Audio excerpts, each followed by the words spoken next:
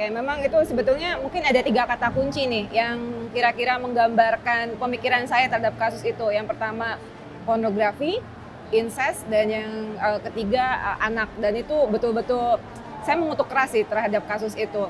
Kalau kita lihat dari perspektif hukum gitu ya, karena sebetulnya kalau kita bicara dari konteks hukum siber, sudah kegiatan tadi itu setidaknya melibatkan minimal itu 3 pihak. Yang pertama adalah korbannya gitu ya, baik anak maupun non anak. Kemudian yang kedua adalah pihak yang menjadi member. Kemudian yang ketiga itu adalah adminnya, admin percakapannya, dan mungkin kita juga harus mengkaitkan dengan platformnya, sosial medianya gitu.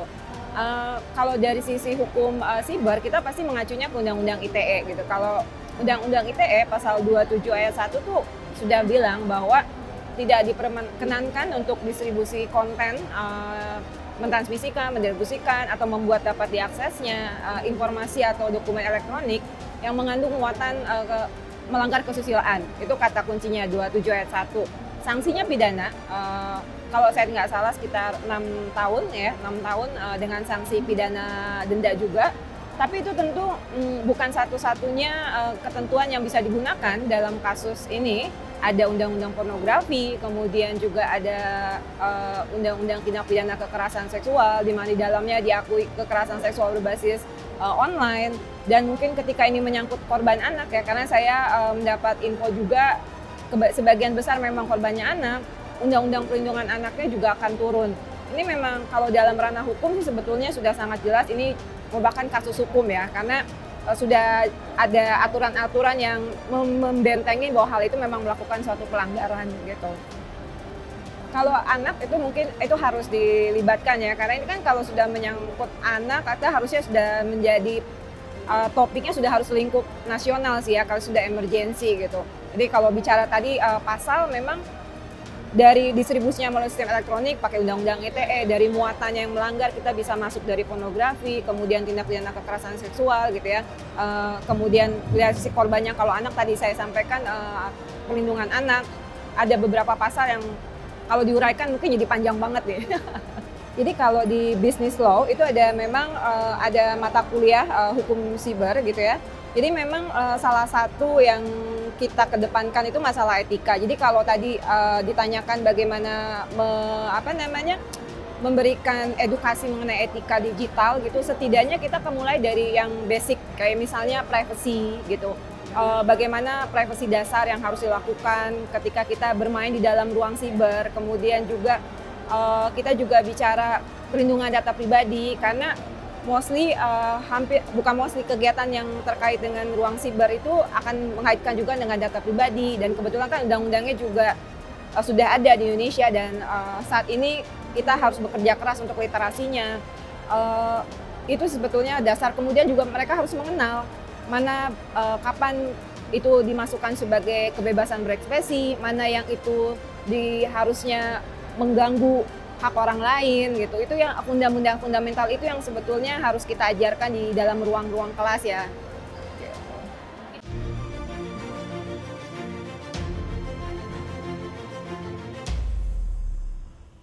Jadi mungkin satu hal yang harus kita sepakati bersama gitu ya, karena secara internasional pun sudah bahwa ruang digital walaupun sifatnya virtual, tapi perlindungannya sebetulnya harus sama dengan di dalam ruang fisik gitu ya.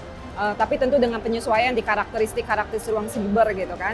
Nah, jadi kalau tadi dipertanyakan kebebasan berekspresi itu, kita harus mulai dengan fundamental bahwa betul kebebasan berekspresi itu adalah bagian dari hak asasi manusia gitu ya. Tapi juga kita harus ingat bahwa ada batasannya. Jadi batasannya apa? Hak dan kehormatan orang lain, kepentingan keamanan nasional, kemudian ada masalah ketertiban umum, kemudian juga moral, dan itu menjadi batasan-batasan yang harus diperhatikan ketika kita berbicara mengenai kebebasan berekspresi gitu. Jadi kalau dikaitkan dengan apakah ini kebebasan berekspresi, ini kan hak saya untuk menyampaikan pendapat saya. Ketika kita menyampaikan itu, maka kita harus mengingat apakah yang kita sampaikan itu sesuai dengan tadi, mengganggu nggak hak orang lain, atau kemudian mengganggu nggak ketertiban umum, atau melanggar kesusilaan yang berlaku. Karena kan kesusilaan itu sifatnya berbeda setiap periode gitu. Jadi harus dilihat itunya sih.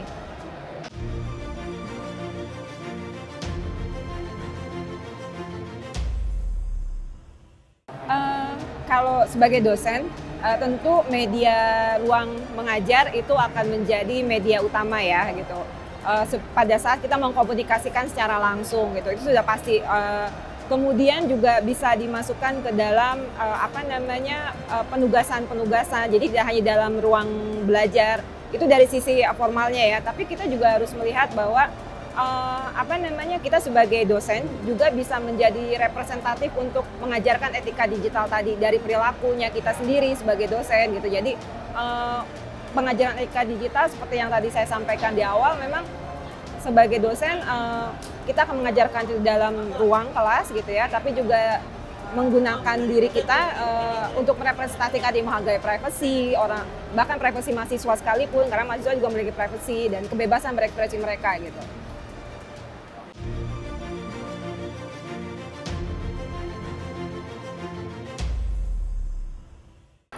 Jadi sependek yang saya pahami gitu ya, kan memang BINUS juga sudah punya satgas untuk tindak pidana kekerasan seksualnya kan, kekerasan seksualnya.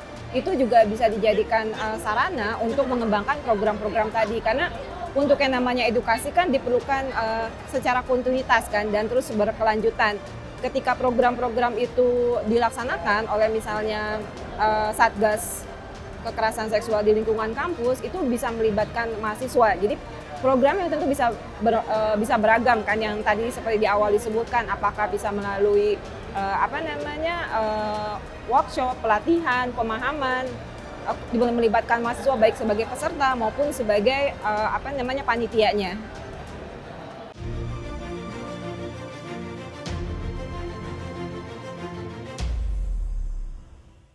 Saya ambil dari sisi korban ya gitu. Jadi memang kalau dari sisi korban, tadi saya sampaikan kita punya satgas anti kekerasan seksual di kampus.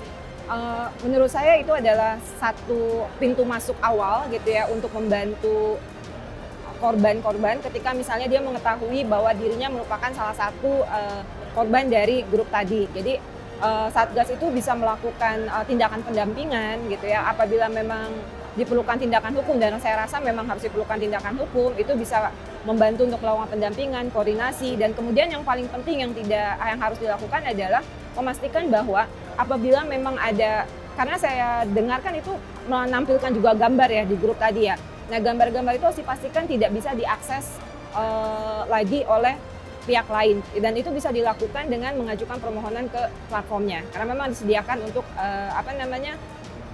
bahwa gambar kita dikeluarkan tanpa persetujuan gitu, jadi minta untuk di take down dan bisa diakses. Itu yang paling penting sih, karena kalau sudah bermain dalam ruang siber kan kita sudah tidak punya lagi kendali terhadap informasi sebetulnya ya, begitu sudah masuk. Jadi itu yang pertama yang mungkin kita harus harus kita cermati gitu sebelum kita melakukan langkah-langkah berikutnya.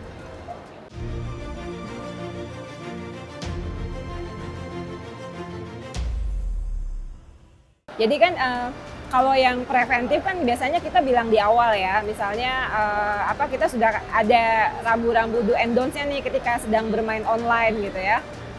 Nah sekarang kan kejadiannya kalau misalnya sudah dilakukan gitu, memang kalau sudah dilakukan, cara yang represif itu adalah memang selain mengedukasi ya, pasti dua-duanya kita libatkan.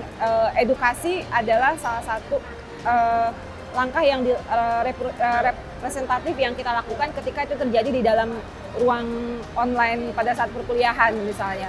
Dan kemudian kita mungkin bisa mengontak bagian yang terkait di BINUS gitu ya untuk edukasi lanjutan, tergantung dari tingkat tadi kekerasan seksual yang dilakukan. Walaupun tidak, sebenarnya kan kalau kita lihat kekerasan seksual juga kan tidak bisa dinilai yang ini boleh, ini nggak boleh kan, tapi kita lihat dulu kadarnya untuk kita lihat sampai di mana itu kita perlu tindakan represifnya.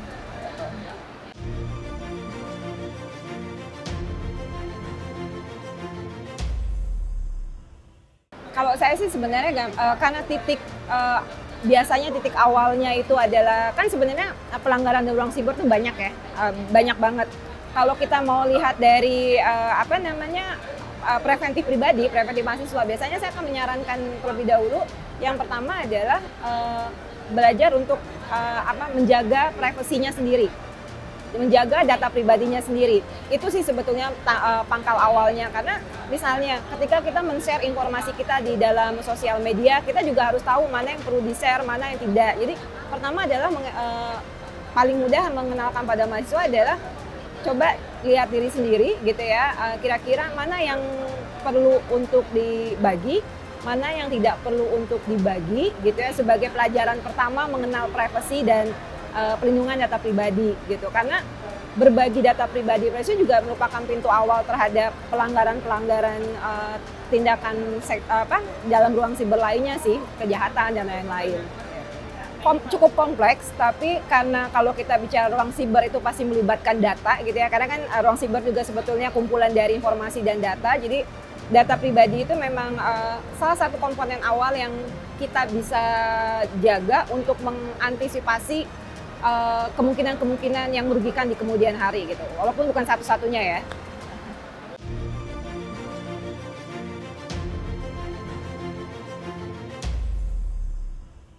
Jadi saya menjawabnya secara umum ya, maksudnya secara tidak hanya BINUS, semua gitu, baik swasta maupun pemerintah gitu. Ketika kita mengumpulkan data pribadi gitu, sebetulnya berdasarkan Undang-Undang Perlindungan Data Pribadi, itu sebetulnya yang pertama itu adalah ketika mengumpulkan itu memastikan dilakukannya prinsip-prinsip pengumpulan data pribadi. Oke, itu teorinya, maksudnya itu konseptualnya. Implementasinya adalah begini, ketika kita mengumpulkan data orang lain, maka kita harus memperoleh dasar kita mengumpulkan itu apa. Biasanya paling umum adalah persetujuan. Oke, tapi persetujuan itu bukan satu-satunya dasar untuk meminta data orang lain. Jadi ada rangkaian. Jadi yang pertama itu pastikan ketika kita mengumpulkan data dari pihak lain, kita punya dasar nih, entah persetujuan atau dasar-dasar lainnya gitu ya. Setelah kita peroleh, maka kita harus memastikan bahwa data yang kita peroleh itu kan kita udah dapat, itu kan diolah, disimpan, dan harus diingat bahwa data itu sifatnya tidak permanen, tetap harus dimusnahkan. Oke. Nah, pada saat proses pengumpulan sampai dimusnahkan tadi, pastikan bahwa itu dilakukan berdasarkan kewajiban yang ditentukan dalam Undang-Undang PDP. Jadi Undang-Undang PDP itu menentukan kalau kita sudah ngumpulin data orang gitu ya, A, B, C, D-nya itu ada. Itu disebut sebagai kewajiban pengendali data pribadi gitu ya. Ada sekian banyak, termasuk memastikan keamanan datanya. Gitu. Terus nanti baru kita ada juga salah satu bagian dari tadi adalah memastikan hak subjek data. Jadi orang yang kita kumpulkan datanya itu disebut sebagai subjek data pribadi dan itu punya hak. Jadi selain memastikan datanya diproses secara sesuai ketentuan Undang-Undang PDP gitu ya, ada tata kelolanya termasuk keamanan, dia memastikan hak subjek data pribadinya diakomodir. Itu secara keseluruhan tidak hanya BINUS sebetulnya. Semua pengendali data baik swasta maupun pemerintah.